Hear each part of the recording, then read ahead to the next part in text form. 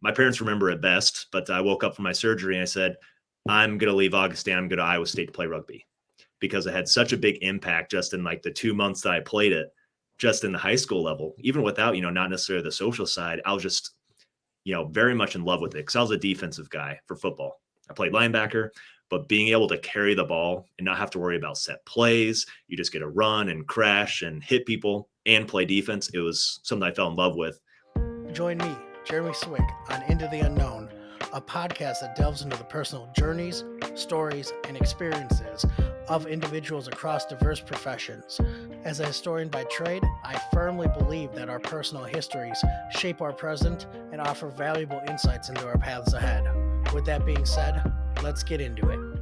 On this episode of Into the Unknown, I am joined with a friend and teammate, Mr. Ty Ash. How you doing today, man? I'm awesome. How about you, dude? Hey, man, I can't complain. It's finally getting cold in Wisconsin, but I guess I moved back for a reason.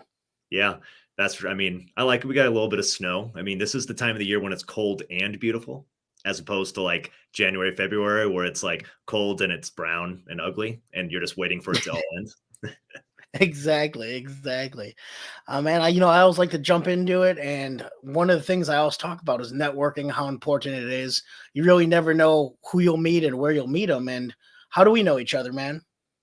Yeah, well, we just met, I think it was just in this past year here on the Milwaukee Barbarians rugby team.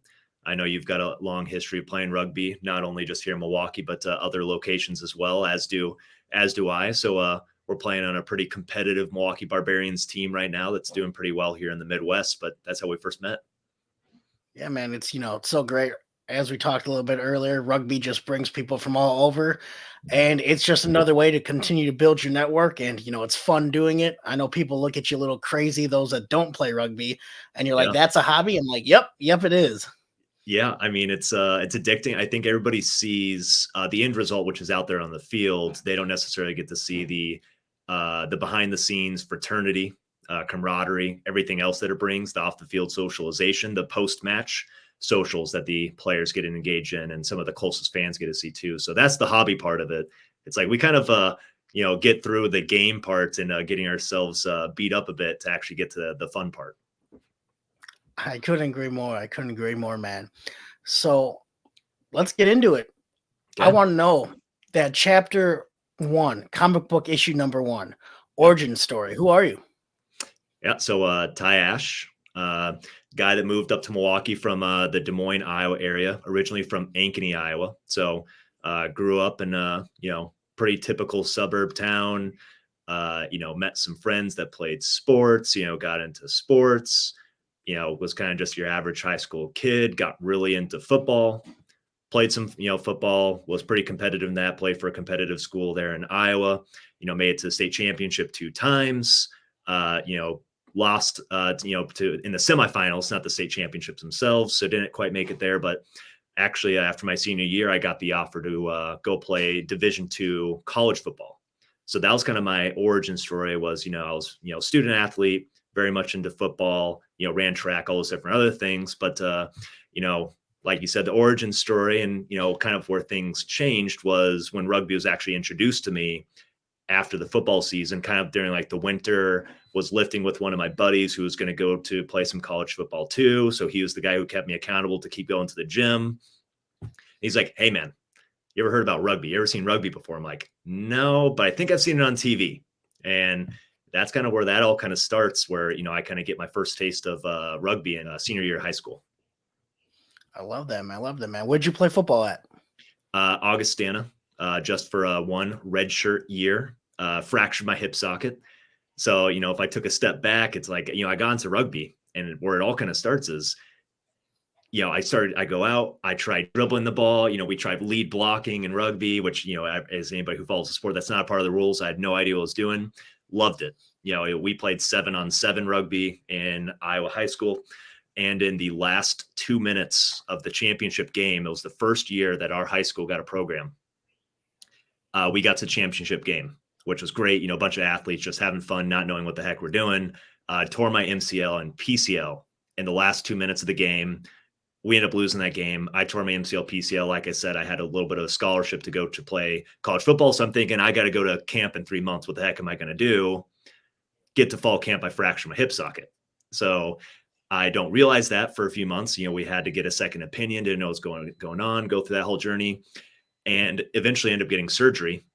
And my parents remember it best, but I woke up from my surgery and I said, I'm going to leave Augustana. I'm going to Iowa State to play rugby, because it had such a big impact just in like the 2 months that I played it, just in the high school level, even without, not necessarily the social side. I was just, very much in love with it, because I was a defensive guy for football. I played linebacker, but being able to carry the ball and not have to worry about set plays, you just get to run and crash and hit people and play defense. It was something I fell in love with, as well as the guys I played with in high school. I love that, man. I love that. Yeah. So take me to Iowa State. How was that playing rugby there? I have a few buddies that played there. Yeah. So Iowa State was great, super competitive when I got there as a sophomore. We made it to the Sweet 16 for Division I rugby. I was a total noob, barely knew nothing. I was just fast and could, run straight really fast. That was pretty much all I did, was kind of a string bean at that point. And that was one of the best seasons we had when I was at Iowa State, but kind of transitioned to the junior year, still a pretty good team overall.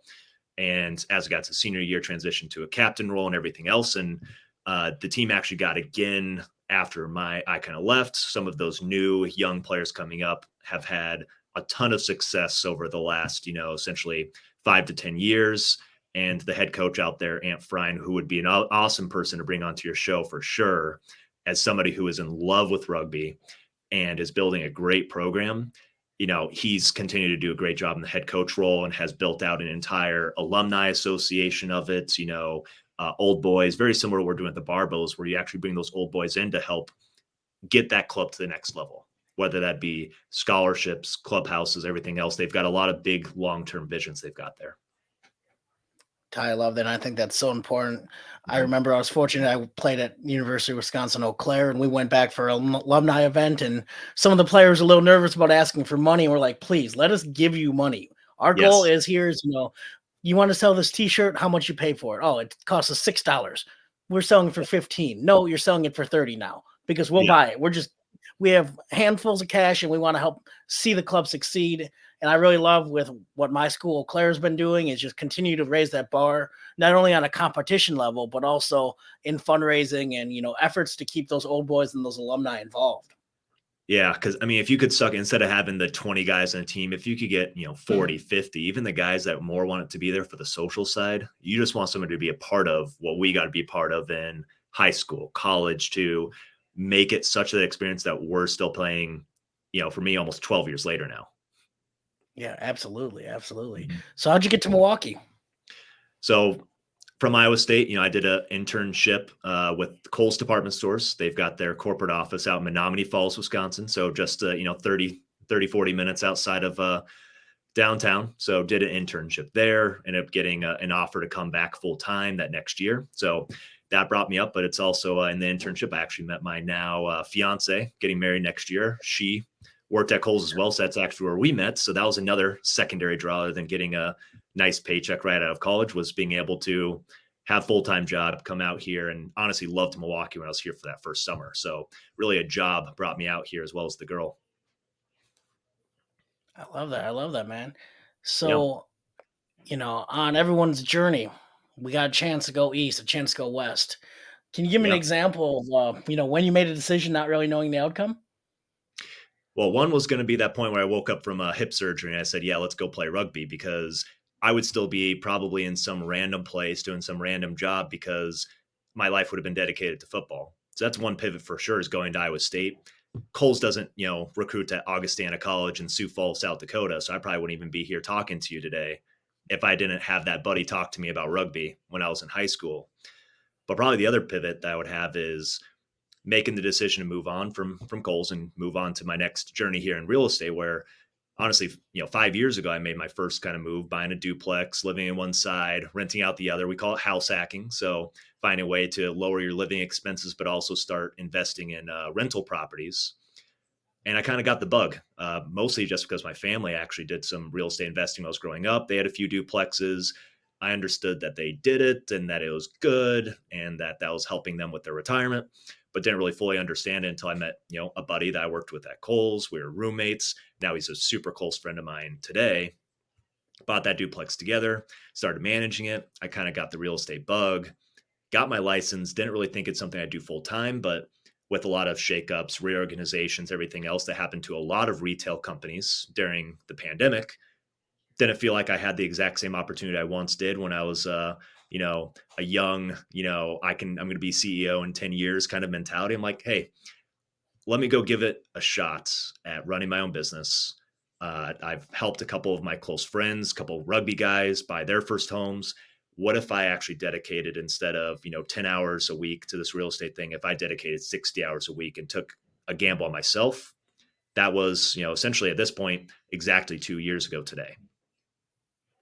It's super exciting, man. When Yeah. what was going through your head when you decided to finally make that call and, ready to move on and actually go all in on yourself? Uh, Mainly it was, I guess if I fail after 6 months, which is kind of the kitty of money that I saved up so I'd have a paycheck for the first 6 months, is I could probably always go back and get another job, but I definitely would always be doubting why I didn't at least take the chance. That's what was kind of going through my head is I know I'm a hard worker. I've got this great community around me of the rugby guys that are giving me their business, even though I was kind of a noob in the business.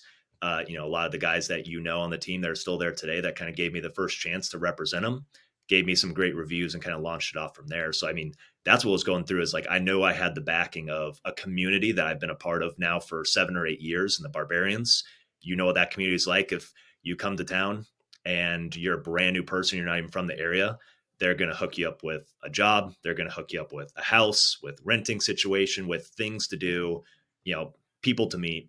That's one of the best things about the rugby community is honestly, that's one of the main things that launched my entire real estate career was a glowing review from one of our teammates. That's incredible, man. That's incredible. Yeah. So, title of the podcast, I know we talked about it a little bit, Into the Unknown. What else Mhm. are you working on? What's next? What's next for you? Yeah, I think currently what we're working on is I've had some early on success here with representing, buyers, sellers, the clients that I've represented the last couple of years, but actually being able to take a chance on yourself and learn how to run a business and help support other people as we're now bringing on other agents onto our team. I really loved even when I was at Kohl's, bringing in interns, bringing in new hires and training them, educating them how to kind of like launch themselves into their professional career. And now we're kind of doing that same thing now for people who want to launch their career into being a real estate agent and serving clients themselves. So I have that role as sales manager where I get to do that training. I'm still helping my own clients today as well, but also doing this mentorship and showing people how to do things the right way. Because a shocking fact in the real estate world is that the turnover rate for real estate agents is about 90% in 5 years. Wow. So a real estate agent today, there's a 90% chance they won't be there 5 years from now because a lot of people don't treat it as a career and as like a way to live a pretty awesome life. And it's a lifestyle business. I mean, you got to be on day and night, weekends, whenever else between rugby matches, tournaments in the summer, I'm on the phone, but I love it. It's something that you have to fall in love with. And I want to show people how they can do that as well. So that's one thing I'm doing other than the real estate investing things on the side. I've got a lot of side projects that I'm loving, doing as well. But that's probably the thing I'm most focused on now is, helping other people get their careers launched. And of course, trying to get them, maybe, I always introduce them to rugby as well. If you got some athletes running around, because somebody who's going to be successful in real estate is going to have that competitive itch and, might try to, swing them towards the Milwaukee Barbarians way too. I love that. I love that. So, if people want to learn more about you and what you do, how can they find you? How can they reach out to you? I would say probably like the easiest way for somebody who maybe doesn't know me, but hears about me here on this podcast would just be shoot me a DM on Instagram. You can find me at TyAsh31. You're going to find a lot of educational videos because not only do I love educating new agents coming to business, I love educating clients. I think that's the probably the biggest thing missing out there. Otherwise, honestly, I'm not even afraid to give my personal phone number out there either. You can text me anytime, 515-473-8417. That's my personal Iowa number. It's not my Milwaukee number. So, hit me up and would love to talk about anything, whether it's rugby, real estate, real estate investing, or if you're just like a business person just looking to have another person to share beers with. That's my favorite thing is just going to the bar, having some beers and just talking about what people are working on. I love that, man. I want to thank you again for taking the time to talk with me. I just really appreciate it, man. I love what you're doing. I love what you continue to do, and everyone I've talked to that bought a home from you is pretty happy. So that's always, a sign of good news. Hey, that's the goal, and I know you're doing a lot of good stuff here. So I know I follow your show and some of the shows you've done already. So hopefully, I can do you justice and at least provide a little bit of entertainment about another world out there. I know you've done a couple rugby shows, not quite as exciting, but I think it's just very cool to get that exposure. So love what you're doing with the short form interviews that you're doing. Man, I appreciate it. Have a good one. You too. That was another fun episode of Into the Unknown. I truly appreciate you taking the time to listen. And if it provides you any value or entertainment, I would love if you shared it with others, liked, subscribed, and really just help the podcast grow.